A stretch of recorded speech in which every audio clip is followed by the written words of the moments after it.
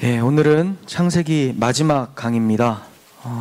창세기의 시작을 우리는 알고 있죠. 창세기 1장 1절에서 태초에 하나님이 천지를 창조하시니라 하면서 하나님의 창조로서 시작이 되고 있고, 빛이 있으라 하니 빛이 있었고 어둠을 몰아내는 빛의 등장으로 찬란하게 창세기가 시작이 되었었어요.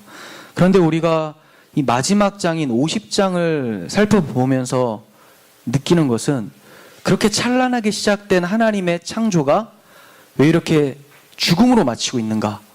50장에서는 하나님의 백성이라고 하는, 하나님의 백성의 대표자라고 하는 야곱과 요셉 두 사람이 죽는 것으로 창세기의 끝이 맺혀지고 있다는 거예요.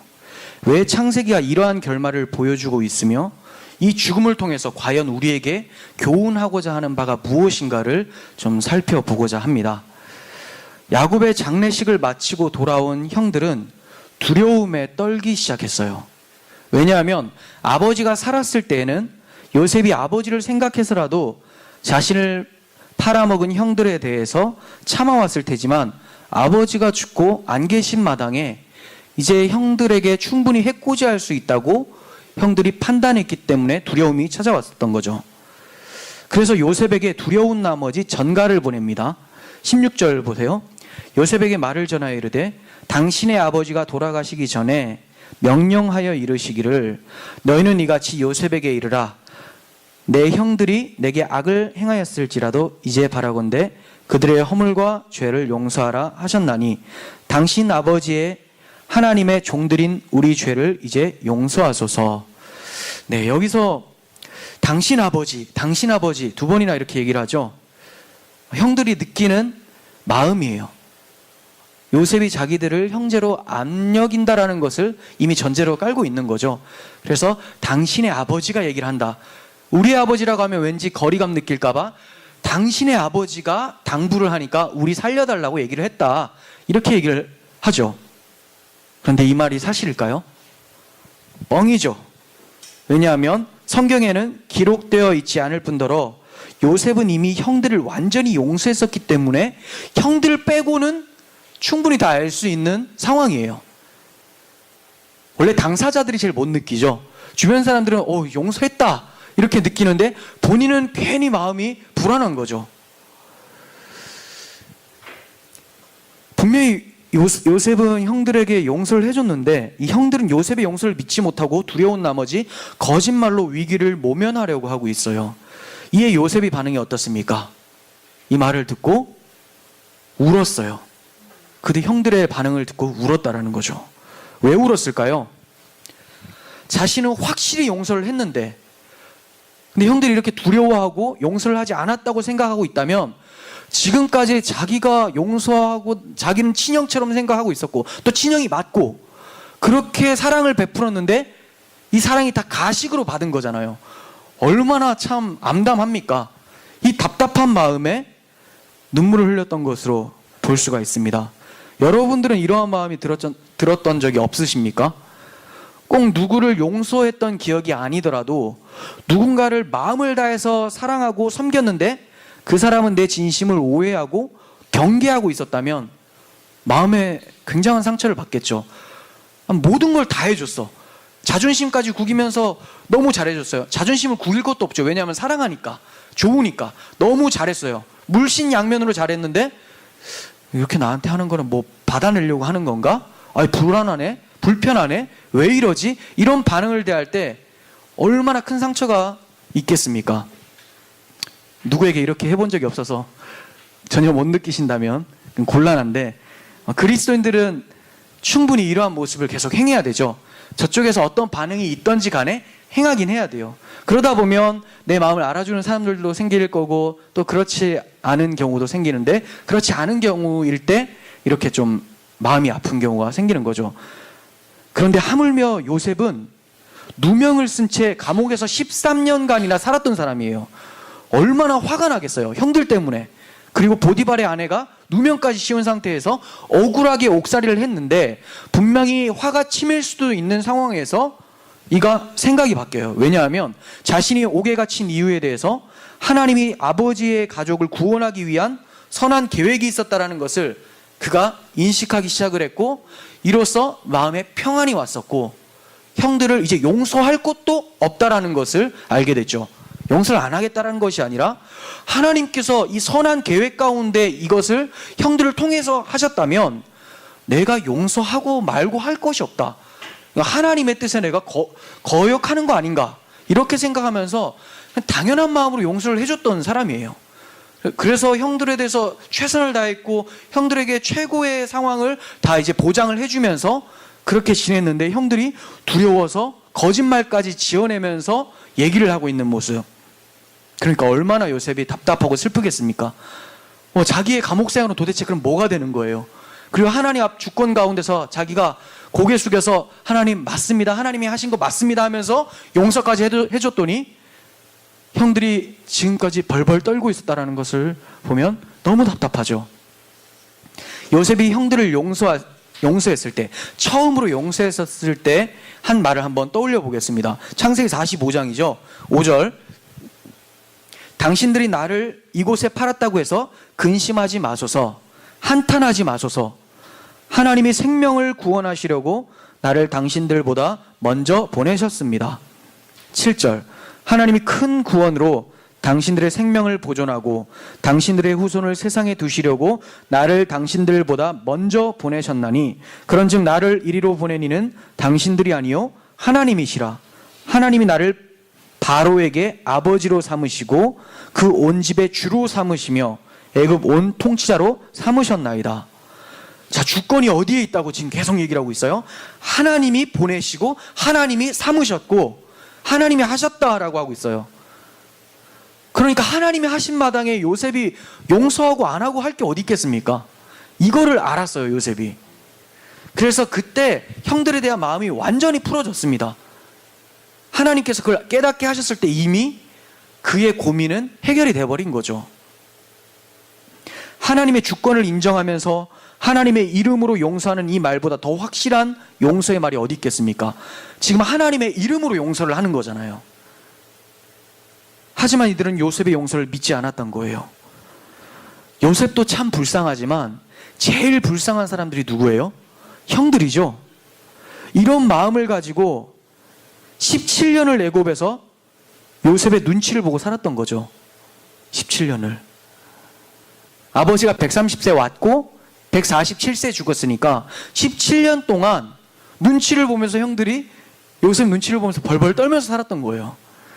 너무 불쌍하죠. 요셉도 불쌍하지만 형들 너무 불쌍해요. 자유를 줬는데, 사랑을 베풀어 줬는데 벌벌 떨고 있어요. 여러분, 혹시 우리도 이러한 마음으로 신앙생활하고 있지 않은지 돌아봤으면 좋겠어요. 저는 요셉의 용서를 통해서 예수님의 용서를 보게 되었고, 형들의 의심을 통해서 우리들의 불신앙을 보게 되었습니다. 예수님께서 자기 희생을 통해서 하나님 앞에서 영원한 용서를 우리에게 베푸셨다라는 것을 여러분 믿으세요? 우리가 입으로는 믿는다고 하지만 요셉의 형들처럼 자신이 어려운 상황에 처해지면 이내 예수님이 나를 심판하는 것이 아닌가, 나에게 예수님이 뭔가 불만족스러워서 해코지를 하는 게 아닌가, 이런 두려움 때문에 두려워 떠는 모습은 아닌지 살펴봤으면 좋겠습니다. 구원의 확신이 예수님의 십자가에서 나오는 것이 아니라 나의 행위로 나온다고 생각하는 것은 두려움을 자아낼 수밖에 없어요. 예수님의 십자가를 통해서 구원의 확신이 온다는 것은 이미 죄값이 처리가 됐기 때문에 더 이상 죄를 지불할 게 없기 때문에 평안이 오는 게 맞습니다. 근데 내 행위 때문에 구원의 확신이 든다? 그렇다면 내 행위가 흔들릴 때마다, 내 행위가 굴곡이 있을 때마다 나에겐 두려움이 찾아오죠. 그리고 아무리 행위를 완벽하게 한다 할지라도 루터와 같이 내가 무슨 죄를 지었는지 도무지 생각이 안 나는 것이 죄입니다라고 했는데 그러면서 벌벌 떨고 있어요. 아무리 최고의 행위를 해도 하나님의 거룩함 앞에서 설 수 없기 때문에 구원의 확신이 들 수가 없는 거죠. 십자가가 우리의 구원의 확신으로 다가오지 않는다면 우리는 떨 수밖에 없어요. 나의 행위 때문에 구원의 확신을 생각하고 있다면, 이런 식으로 구원을 생각하시면 예수님을 의지하는 이유도 지옥에 가기 싫어서 어쩔 수 없이 굴복하는 것이 되고 말아요. 십자가가 아니라 내 행위 때문에 예수를 믿는다면 심판이 두려워서 믿는 거죠. 왜냐하면 십자가는 하나님의 공의와 사랑이 나타나잖아요. 예수님이 나를 위해서 죽으셨다라는 사랑 때문에 믿게 되는 건데, 십자가가 와닿지 않는다면 뭐 때문에 믿는 거예요?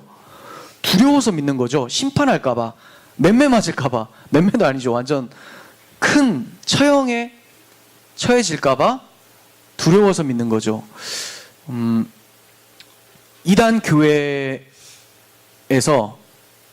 이제 저쪽인데, 제가 최근에 들었던 얘기인데, 구원파 중에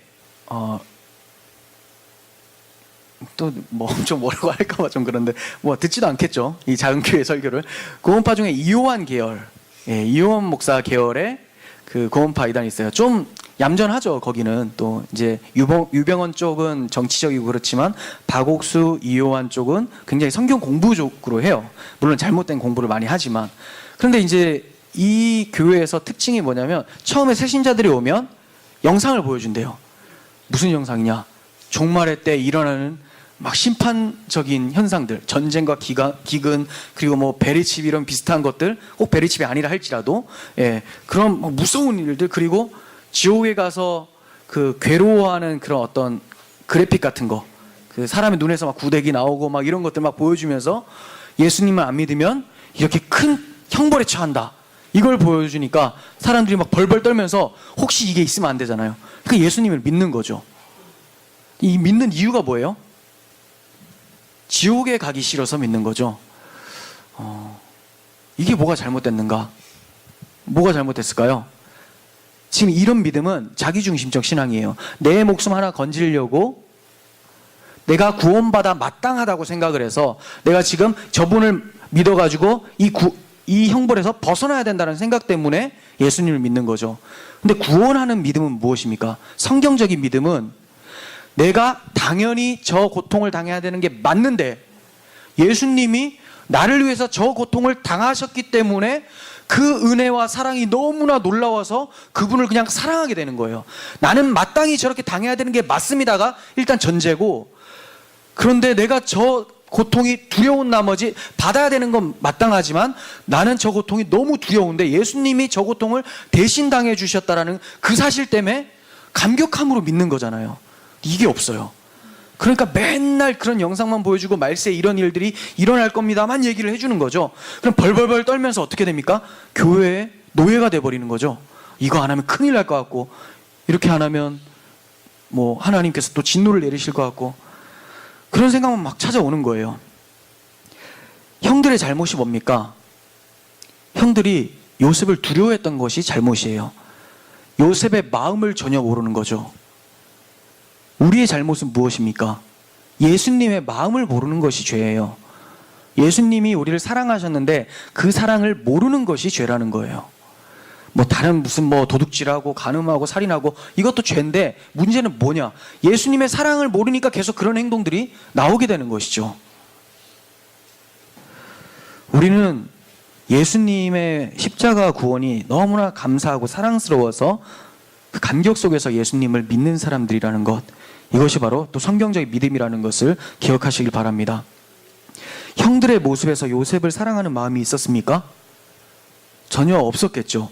사랑하는 것이 아니라 심판자로만 보여지는 거예요. 심판자. 두려워하는 마음만 있었어요. 요한일서 4장 18절 한번 보겠습니다. 사랑 안에는 두려움이 없고 온전한 사랑이 두려움을 내쫓나니 두려움에는 형벌이 있음이라. 두려워하는 자는 사랑 안에서 온전히 이루지 못하였느니라. 계시록 21장 8절. 그러나 두려워하는 자들과 믿지 아니하는 자들과 흉악한 자들과 살인자들과 음행하는 자들과 점술가들과 우상 숭배자들과 거짓말하는 모든 자들은 불과 유황으로 타는 못에 던져지리니 이것이 둘째 사망이라. 여기에 두려워하는 자들이 꼭 끼어 있어요. 두려워하는 자들 그 뒤에 믿지 아니하는 자들, 똑같다라는 거예요. 뭘 믿지 않습니까? 예수님의 사랑이 믿겨지지가 않는 거죠. 그러니까 당연히 두려워지는 것이죠. 이 두려움은 경외함과는 다른 거예요. 우리가 여호와를 경외하라 이런 얘기를 많이 하는데 경외하다가 뭡니까? 사랑하는 마음으로, 공경하는 마음으로, 두렵고 떨림으로 그분을 대하는 것. 이게 이제 경외함인데, 예를 들면 이 예가 적절한지는 모르겠는데 최대한 한번 떠올려 본 거예요. 제가 좋아하는 아이돌 가수 앞에서 말도 못하고 벌벌 떠는 중학생들을 좀 떠올려 보시면 좋을 것 같아요. 너무 사랑하고 너무 좋은데 앞에 서니까 왔어 하는데 막 말도 못하는 거죠. 너무 좋아요. 중딩들의 수준. 네. 그런데 이 떨림이 어디에서 서야 돼요? 하나님 앞에서. 하나님 너무 좋고 나의 스타인데, 중딩들의 스타가 지금 슈퍼주니어는 한물 갔는데 그런 애들밖에 생각이 안 나냐. 네. 아무튼 아이돌 가수잖아요, 스타가. 그럼 우리 스타는 누구예요? 하나님이잖아요. 그 하나님 앞에서 막 너무 좋아서 벌벌 떠는 거죠. 그런 마음. 이 벌벌 떨면은 두려움은 없죠. 이분이 나를 해할 거라는 두려움이 없어요. 너무 좋은 나머지 압도되는 거예요. 이러한 경외함이 있는 사람에게는 자유함이 있습니다. 너무 사랑하기 때문에 나타나는 자연스러운 공경의 반응이기 때문에 자유함이 있는 거예요. 그 스타가 원하는 것을 내가 해주고 싶은 마음이 생겨나요. 그게 자신의 기쁨이니까. 그게 내 기쁨이니까. 이와 같이 복음은 우리를 자유케 하지 두려움에 빠지지 않게 합니다. 두려워하는 자들은 복음을 모르는 자, 예수님의 사랑을 모르는 자죠. 갈라디아서 5장 1절 보겠습니다. 그리스도께서 우리를 자유롭게 하려고 자유를 주셨으니 그러므로 굳건하게 서서 다시는 종의 멍에를 매지 말라. 네, 그리스도께서 우리를 자유롭게 하려고 자유를 주셨대요. 근데 어디로 돌아가요? 다시 종의 멍에, 다시 율법주의로 돌아간다는 거죠. 갈라디아 교회의 특징이. 율법주의로 가면 어떻게 됩니까? 하나님이 두려워요. 내가 이거 안 하면 어떻게 해코지 하실 것 같고 막 두렵습니다. 자유를 주셨기 때문에 자유함을 누려야 되는데, 십자가로 자유가 출발이 됐는데 다시 한번 율법 밑으로 기어 들어가고 있는 모습, 너무 답답해서 사도 바울이 얘기를 하는 거잖아요. 그런데 요셉의 형들의 모습이 어때요? 이러한 모습이죠. 18절, 그의 형들이 또 친히 와서, 또 친히 온대. 또, 그러니까 한번 전가를 보냈는데 불안해요. 또 와서, 친히 와서 요셉 앞에 엎드려서, 자, 이건 경외감이 아니죠. 죽을까봐 그냥 무릎 꿇는 거예요. 엎드려서 이르되 우리는 당신들의 종들입니다. 형들이 무슨 종들입니까? 너는 내 친구다, 주님이 말씀하시는데 아닙니다, 종입니다. 여기서 말하는 지금 종은 부정적인 종을 말하는 거예요. 우리가 저는 주의 종입니다라고 할 때는 그 충성된 아들과, 사랑하는 아들과 같은 마음으로 기꺼이 스스로가 종이 되는 거고, 여기서 말하는 거는 종이 되기 싫은데 굴복되어 당하는 거죠. 얻어맞을까 봐. 네. 그러니까 지금 이 형들은 요셉을 전혀 사랑하지 않죠. 요셉의 사랑을 당연히 모르니까 요셉을 사랑할 수도 없어요. 율법의 종인 상태가 형들에게 그대로 있었던 거예요. 자유를 주시려고, 요셉이 자유를 주려고 용서를 했는데, 근데 여전히 종의 멍에를 메고 있어요. 그러니 두려울 수밖에 없습니다. 요셉의 사랑을 모르니까. 교회에서도 하나님의 심판을 생각하면서 벌벌 떠는 사람들이 있어요. 왜 떠는 겁니까? 예수님의 십자가가 자기 죄를 사할 능력이 없다고 여기기 때문에 떠는 거죠. 십자가를 하찮게 여기는 거예요. 십자가를 모르니까 하나님의 사랑을 모르고, 하나님의 사랑을 모르니까 하나님을 사랑함도 없는 거예요. 나는 왜 하나님을 사랑하는 마음이 안 생길까? 사실 그런 생각 들지 않나요? 나는 주를 사랑하지 않는 것 같아. 그게 생각이 안 들면 그냥 주변 사람들을 생각해 보면 되죠. 나는 저 친구를 사랑하지 않는 것 같아. 왜 사랑하지 않는가? 왜냐하면 이웃사랑이 하나님 사랑이라고 했는데 왜 사랑하지 않는 것 같을까요? 하나님의 사랑을 모르니까 그 사랑으로 사랑을 해야 되는데 받은 게 없으니까 줄 것도 없는 거죠.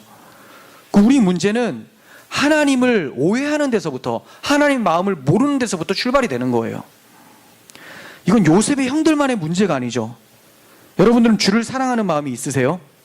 우리들이 주를 사랑하는 마음은 주님께서 우리를 사랑하신 사랑에 대한 인식에 따라서 비례해요. 내가 주님의 사랑을 얼마나 이해하고 있느냐에 따라서 내가 주를 향한 사랑도 커져나간다는 거죠. 거기에 비례한다는 거예요. 받은 게 없으면 줄 게 없어요. 주를 사랑하지 않는 자는 형벌을 받을 수밖에 없습니다.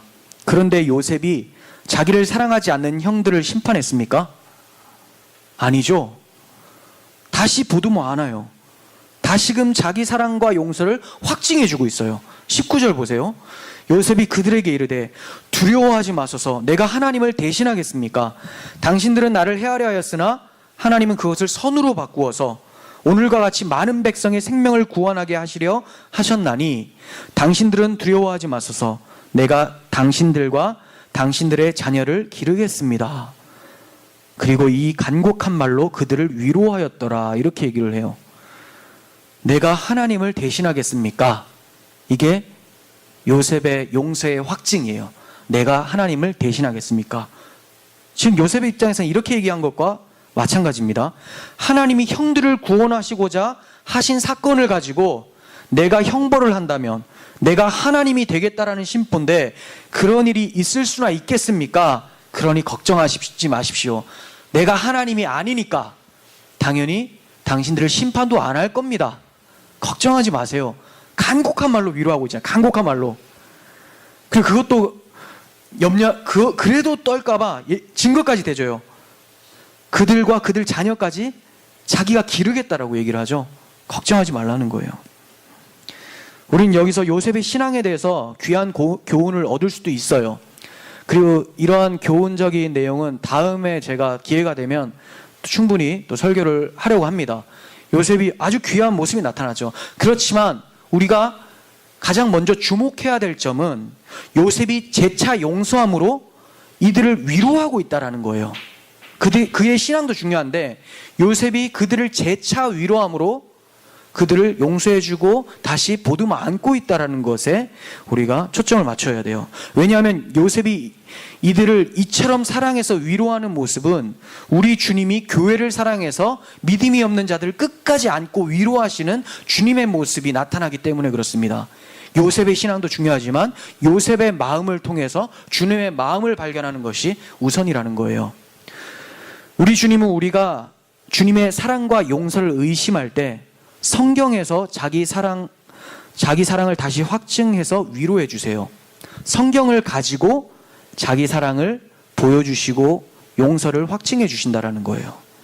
요셉을 먼저 보내셔서 많은 사람의 생명을 구원하신 것처럼 예수님을 먼저 보내셔서 우리들의 생명을 구원하시려는 하나님의 계획을 성경 전체를 통해서 한량없이 증거를 하고 있잖아요. 그러니까 우리는 성경을 통해서 하나님의 위로를 재차 확인할 수가 있는 거예요. 사탄은 끊임없이 하나님을 대적해서 악을 행하는데 하나님은 그것을 선으로 바꾸신 예가 성경에 너무나 많다는 거예요. 이것을 발견할 때 우리에게는 큰 위로가 찾아오게 되죠. 그럼 대표적인 예를 몇 가지 들어보겠습니다. 첫 번째, 사탄은 아담과 하와를 유혹해서 죄를 범하게 함으로 하나님의 영광에 도전을 했습니다. 하지만 하나님은 여자의 후손으로 뱀의 머리를 상하게 하실 것을 약속해 주심으로 악을 선으로 바꾸어 주셨어요. 가인은 아벨을 쳐 죽였어요. 하지만 하나님께서는 다른 씨를 주심으로 그들에게 소망을 주셨던 거죠. 그리스도께서 오실 계보를 계속 이어나가심으로 악을 선으로 바꾸시는 것을 우리는 보게 돼요. 노아 때 와서 죄악이 세상을 덮고 있었어요. 그러나 하나님은 홍수 심판으로 의의 상속자 노아를 보존해 주심으로 악을 선으로 바꾸어 주셨던 것이죠. 홍수 심판 이후에도 인간들은 바벨탑을 쌓아서 하나님께 반역을 했습니다. 그러나 아브라함을 택하시고 부르셔서 메시아 언약을 세워주시고 또 이삭과 야곱에게 그 언약을 계승시켜 주심으로써 선으로 바꾸어 주셨어요. 바벨탑을 심판으로 갚아주신 것이 아니라 그 가운데 하나님께서 아브라함을 부르셔서 계속해서 그리스도가 나타날 통로를 열어주심으로 선을 베풀어 주셨다는 거예요. 그리고 수많은 공격과 유혹에도 마침내 그 언약은 다윗에게까지 전해졌고 결국 아브라함과 다윗의 자손 예수 그리스도께서 신약시대에 오심으로써 하나님의 약속이 성취되는 것을 볼 수 있었어요. 이로써 하나님은 뱀의 공격을 선으로 바꾸어 주신 것이죠. 이처럼 하나님의 구원 계획에는 실패가 없고 어떠한 것도 방해할 수 없음을 성경을 통해서 우리는 알게 됩니다. 그런데 이 성경의 말씀이 우리에게 위로가 안 된다면, 예수님의 사랑과 용서가 필요 없다고 생각해서 위로가 안 되는 것인지 한번 생각해 봐야 되겠죠. 진짜 이게 위로가 안 되는 것인가? 위로가 되니까 하나님이 성경을 우리에게 주신 건데, 이게 위로가 안 된다면 그 하나님 사랑 자체가 나한테 필요 없다라는 거죠. 유대인들한테는 예수님이 위로가 전혀 안 됐어요. 우리는 예수님을 복음이라는 두 글자로 소개를 합니다. 복음. 예수님 자체가 기쁜 소식이에요. 그분이 오셨기 때문에 내가 살았다라는 얘기가 되는 거죠. 고백이 나오는 거잖아요. 그런데 유대인들은 예수님이 딱 왔는데 뭐라고 합니까? 복음, 기쁜 소식이 아니라 장애물, 걸려 넘어지게 하는 바위, 이래버리는 거죠. 성경을 통해서 위로를 못 받는 사람들은 우리의 완악함 때문에 위로를 못 받고 있다는 것을 먼저 기억하고 회개해야 돼요. 주님의 사랑은 주님의 사랑을 간절히 찾는 자들에게 반드시 위로로 찾아오게 되어 있습니다. 형들은 요셉을 해하려 했지만 하나님은 그것을 선으로 바꾸셔서 그들의 생명을 구원해 주셨어요. 우리는 예수님을 찔렀지만 하나님은 그것을 선으로 바꾸셔서 우리에게 생명을 주셨습니다. 그리고 고아와 같이 내버려 두시고 승천하신 것이 아니라 성령을 통해서 우리를 지금도 기르시는 중이에요. 이렇게 우리를 위로하고 계시는 예수님의 마음이 우리가 전해져야 되는 거죠. 느껴져야 된다는 거예요. 우리를 다그치지 않으시고 오래 참으시는 주님의 마음이 느껴져야 되는 거예요. 요셉이 형들한테 다시 한번 간곡한 말로 위로를 할 때 형들이 그게 위로로 안 느껴졌다면 요셉을 우습게 보는 거죠. 요셉을 모르는 거예요. 분명히 저는 요셉의 간곡한 말로 위로할 때 형들이 그 요셉의 마음을 느꼈다고 믿어져요.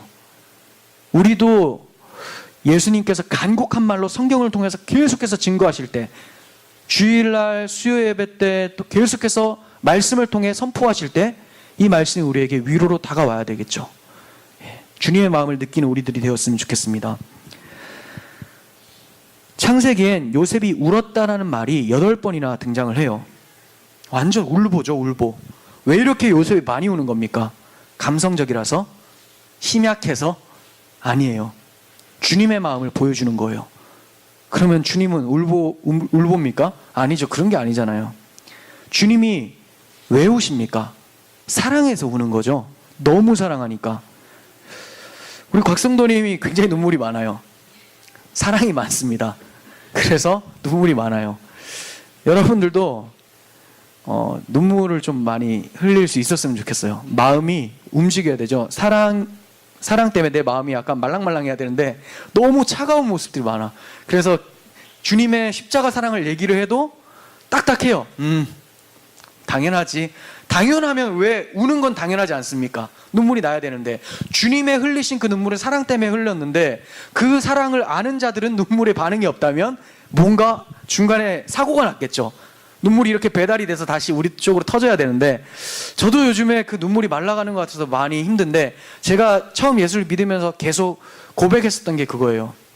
하나님, 주님 나라 갈 때까지 주님의 십자가를 생각했을 때 흘리는 이 눈물이 마르지 않았으면 좋겠습니다. 마른다라는 것은 비정상적이라는 것을 저는 알고 있었기 때문에 그런 기도를 했었어요. 다시 한번 우리 모두가 회복해야 되겠죠.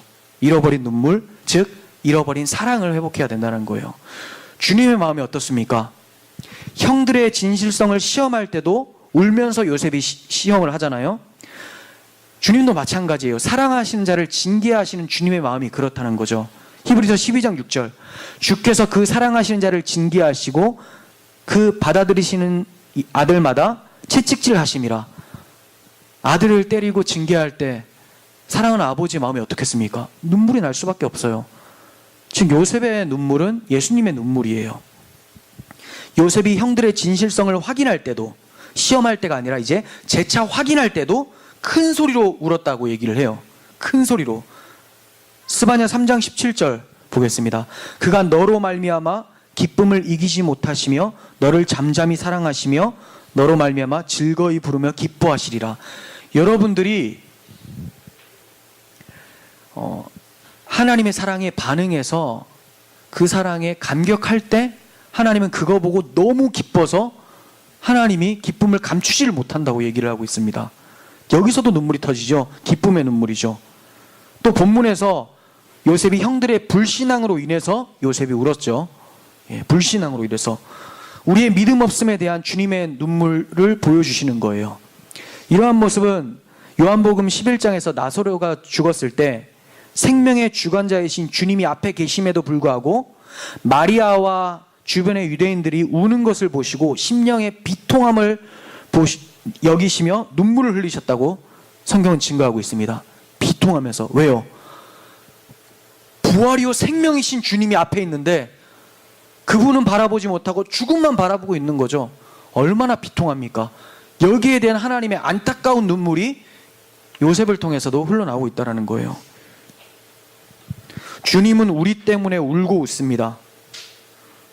우리들의 신앙이 주님을 울게 하는 불신앙이 아니기를 바라봅니다.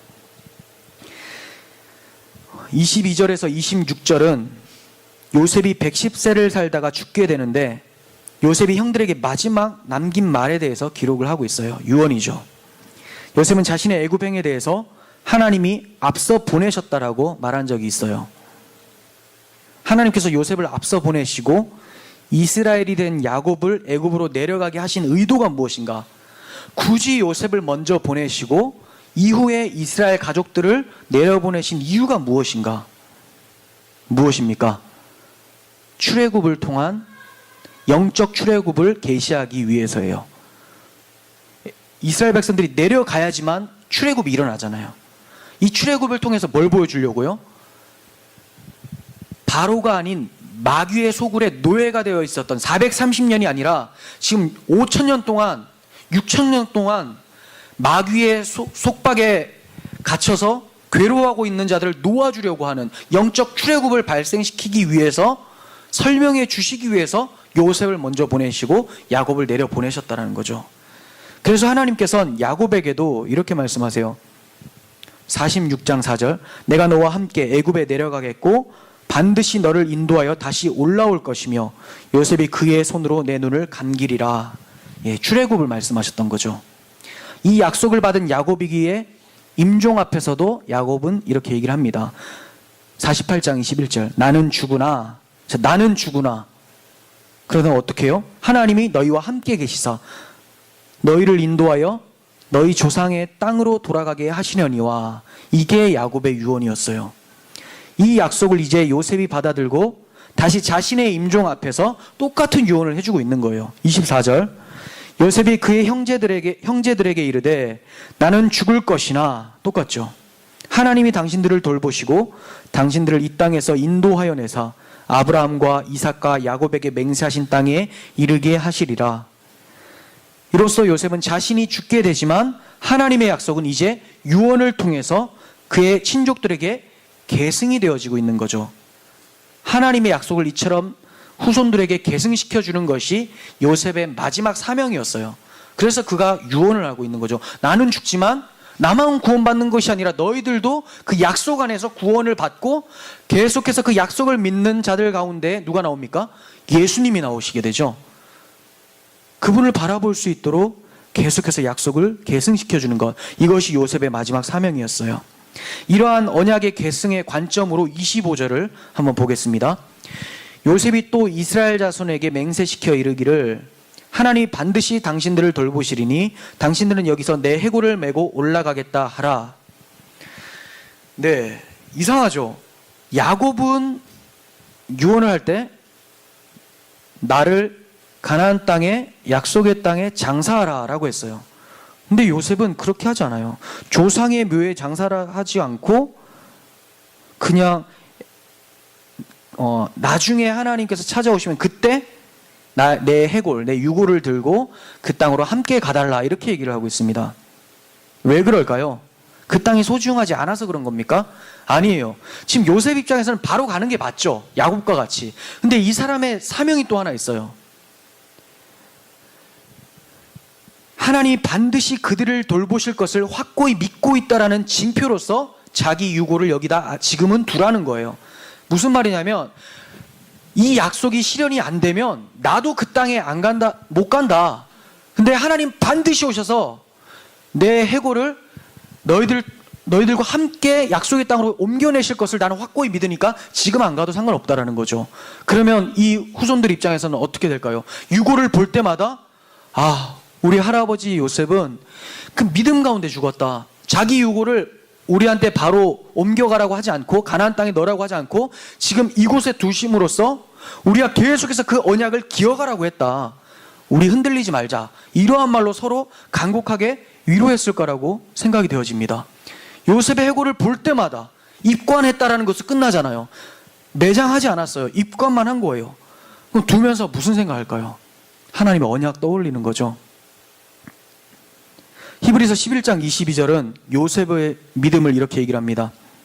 믿음으로 요셉은 임종시에 이스라엘 자손들이 떠날 것을 말하고 또 자기 뼈를 위하여 명하였으며, 믿음으로 이스라엘 자손들이 떠날 것을 얘기를 했대요. 하나님 반드시 찾아와 주셔서 그들을 인도해 내실 것을 믿고 있었고, 이 믿음 때문에 자기 해골을 거기다 일단 두라고 얘기를 할 수 있었던 거죠. 주님이 찾아오신다면 반드시 자기는 그 길로 갈 수 있으니까. 언약에 대한 요셉의 확고한 믿음을 히브리서는 칭찬을 하고 있습니다. 그러니까 자손들 입장에서는 해골을 볼 때마다 위로가 되고 언약을 더욱 굳게 붙잡으려고 하는 마음이 생겨나겠죠. 약속의 수혜자가 죽어도 하나님의 약속은 반드시 성취가 돼요.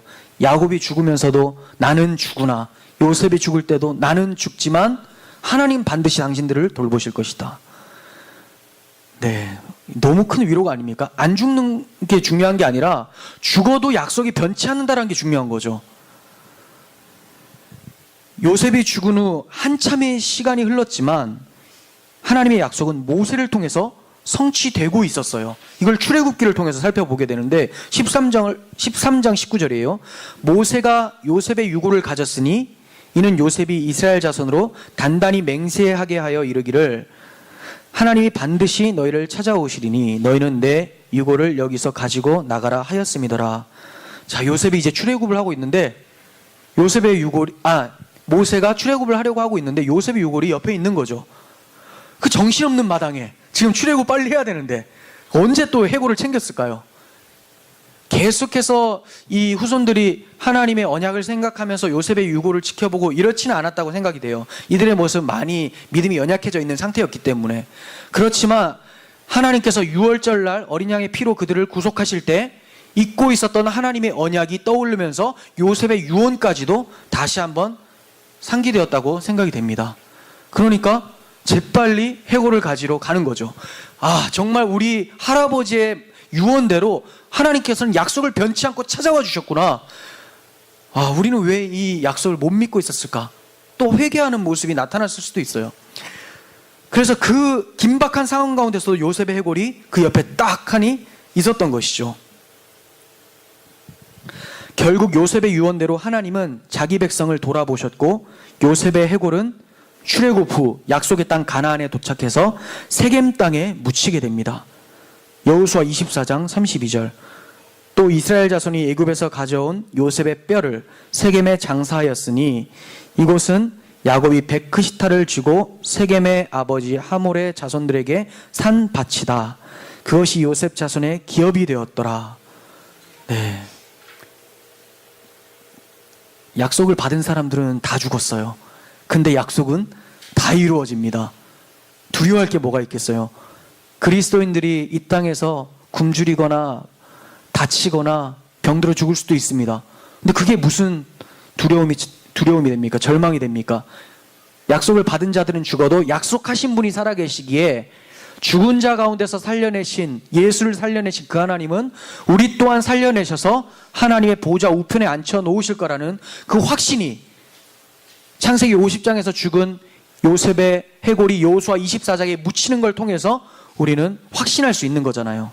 요셉에게는 해당되고 이스라엘 자손들에게는 해당이 되는데 우리한테는 왜 해당이 안 된다고 생각을 합니까? 다 이루어지는 거잖아요. 하나님은 그 약속에 신실하신 분이세요. 세상 사람들의 눈으로 보면 요셉의 죽음은 절망적이에요. 하지만 언약을 믿는 믿음의 눈으로 보면 요셉의 죽음은 약속의 땅을 바라보게 하는 소망을 갖게 만들죠. 정리하겠습니다. 창세기는 어둠 속에 빛이 있게 하셨다라는 찬란함으로 시작이 되어지고 있죠. 하지만 50장에서는 야곱과 요셉의 죽음으로 마치고 있어요. 찬란하고 거룩하신 하나님 앞에서 인간들이 내어놓은 결과물들은 죽음이라는 것을 말씀합니다. 애곡과 애통이 있는 결과예요. 하지만 인간에게 초점을 두지 않고 약속하시는 하나님께 초점을 둔다면 창세기 50장의 죽음으로 끝나는 것이 아니라 출애굽기를 넘어 여호수아 24장으로 인도하여서 우리를 세겜 땅으로 우리의 소망을 둘 수 있도록 만들고 있다는 거예요.